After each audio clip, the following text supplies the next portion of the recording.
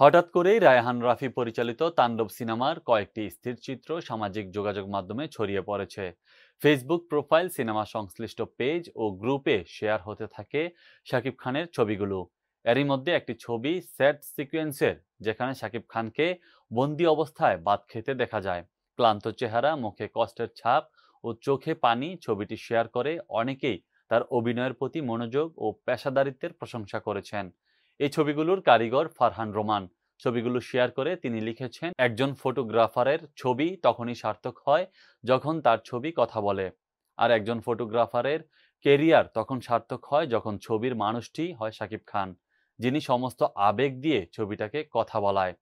অভিনেতা তো তাকেই বলে যে অভিনয়কে এতটাই বাস্তবে রূপ দেয়, যা দেখে মনে হয় এর থেকে চিরন্তন আবেগ, এর থেকে বাস্তব অনুভূতি হয়তো আর কিছুতেই হয় না। চরিত্রে ঢুকে যাওয়া মানুষটা খেয়ালই করেনি কে তাকে ফ্রেমে বন্দি করছে কিংবা তাকে দেখছে কত শত মানুষ। এই জন্যই তিনি শাকিব খান।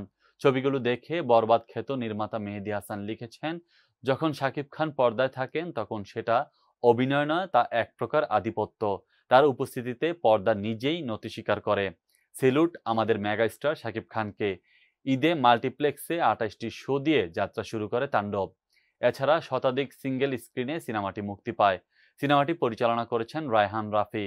এতে অভিনয় করেছেন শাকিব খান, সাবিলা নূর, জয়া আহসান, আফজাল হোসেন, শহীদুজ্জামান সেলিম, গাজী রাফায়েত প্রমুখ।